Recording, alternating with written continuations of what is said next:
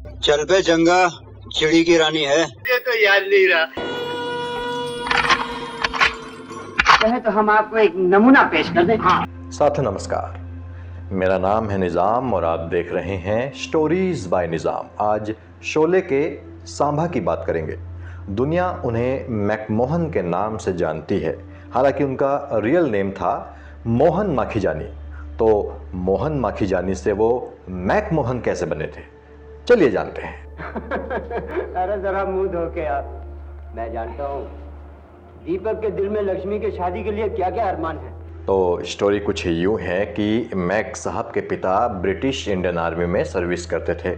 उन्होंने प्रथम विश्व युद्ध और दूसरे विश्व युद्ध में अंग्रेजों की तरफ से हिस्सा लिया था और अंग्रेजों को उनका सरनेम माखीजानी पुकारने में बड़ी दिक्कत होती थी। अंग्रेज मैक साहब के पिता को कुछ का कुछ कहते थे।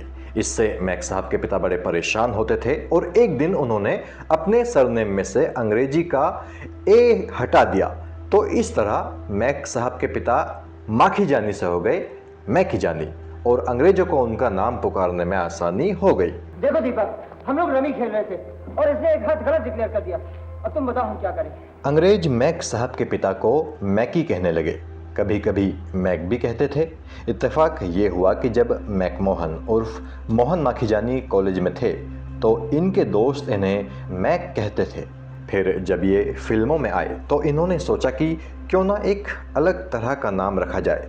उस ज़माने में फिल्मों के अधिकतर बड़े हीरोज़ कुमार सरनेम का इस्तेमाल करते थे, मगर मैक साहब ने सोचा कि मैं अपना नाम कुछ और ही रखूँगा और काफ़ी सोच विचार करने के बाद उन्होंने अपना नाम रखा मैकमोहन।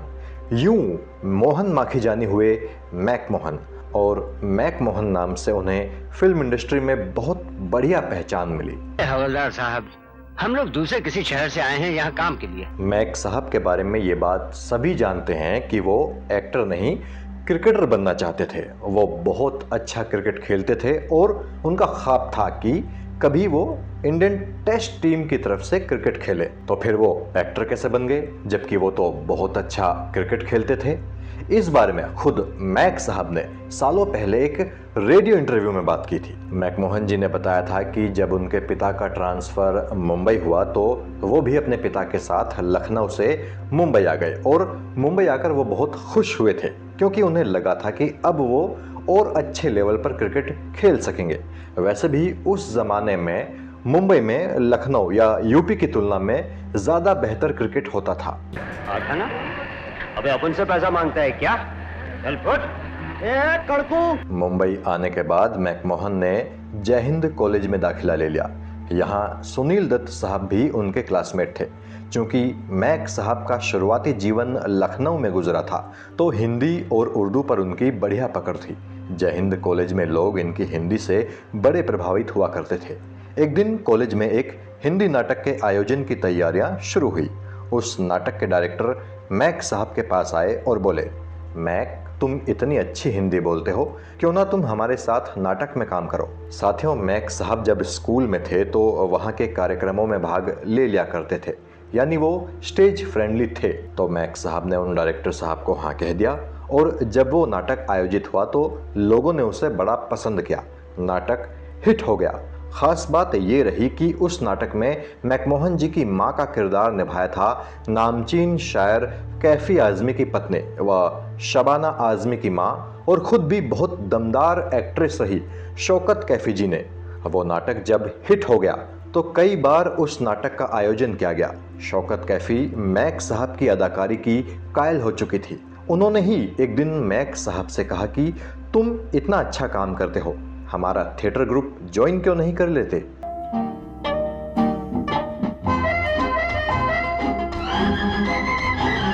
मैक साहब ने शौकत कैफ़ी जी को बताया कि मैं यहाँ एक्टर नहीं क्रिकेटर बनने आया हूँ। शौकत कैफ़ी ने मैक साहब से कहा कि भाई कम से कम एक दफ़ा थिएटर में आओ तो सही, वहाँ का माहौल और रिहर्सल तो देखो।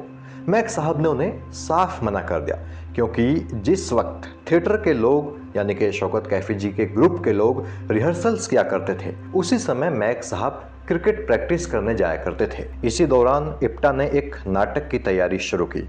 उस नाटक का नाम था इलेक्शन का टिकट और उसके डायरेक्टर थे विश्वामित्र आदिल। एक दिन शौकत कैफी ने विश्वामित्र आदिल जी से कहा कि एक लड़का है जिसे लोग मैक कहते हैं, कुछ लोग मोहन भी कहते हैं, उसका असली नाम मुझे मालूम नहीं है, तुम इस रोल के लिए उससे बात करो। शौकत कैफी जिस रोल में मैक साहब को उस नाटक में कास्ट कराना चाहती थी वो एक अंग्रेज टाइप का कैरेक्टर था जो प्योर कैपिटलिस्ट बाय नेचर था, अंग्रेजी में बात करता था और उसका नाम था डॉलर। शौकत जी के कहने पर विश्वामित्र आदिल ने मैक साहब से संपर्क किया और उन्हें अपने नाटक में काम करने का ऑफर दिया। उस वक्त तो मैक साहब ने विश्वामित्र आदिल का वो ऑफर स्वीकार कर लिया, मगर दिक्कत तब हुई जब नाटक की रिहर्सल करने के चक्कर में मैक साहब क्रिकेट से दूर होने लगे। उन्हें क्रिकेट की प्रैक्टिस करने जाने का टाइम मिलना कम होने लगा। वापस तब आएगा जब इस दुनिया में होगा। एक दिन कुछ ऐसा हुआ कि मैक साहब को क्रिकेट खेलते वक्त चेहरे पर बॉल लग गई और वो घायल हो गए।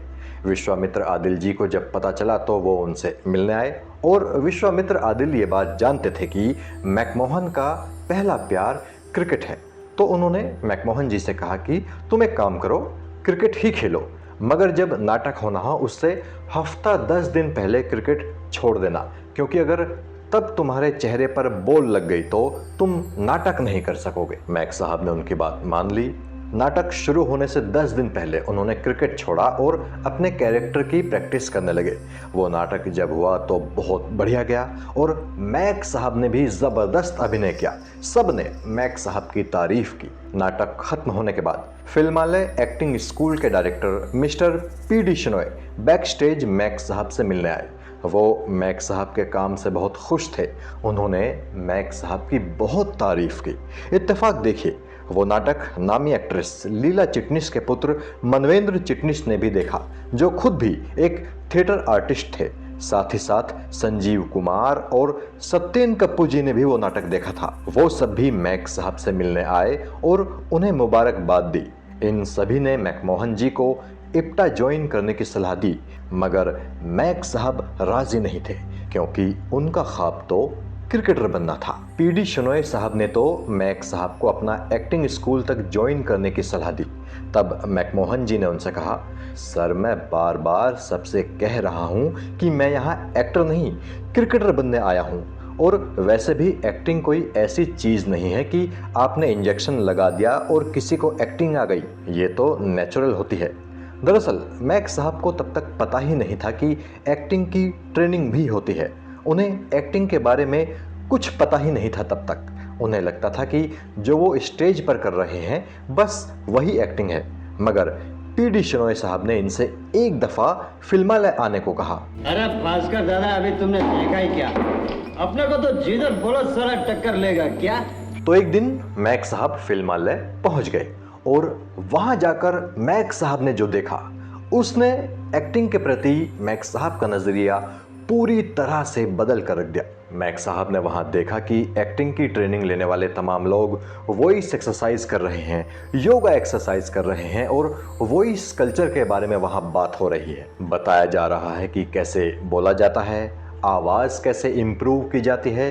ये सब बातें मैकमोहन साहब ने ना तो पहले कभी सुनी थी और ना ही इन बातों की उन्हें ज़रा सी भी जानकारी पहले थी।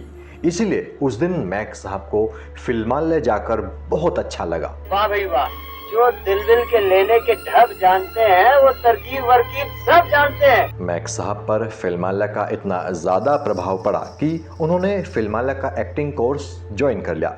फिर 3 सालों तक मैक साहब ने वहाँ एक्टिंग की ट्रेनिंग ली। कुछ वक्त तक तो मैकमोहन फिल्मालय के डायरेक्टर मिस्टर शिनोय के असिस्टेंट भी रहे। उन्होंने फिल्मालय के नए स्टूडेंट्स को एक्टिंग की ट्रेनिंग भी दी। इस वक्त तक मैकमोहन साहब क्रिकेट से पूरी तरह दूर हो चुके थे।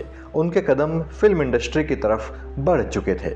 मैकमोहन साहब इक्का दुक्का फिल्मों में कुछ छोटे छोटे किरदार भी निभा चुके थे। किसी इंसान को इतने रुपए मिलते तो मैंने सुना नहीं।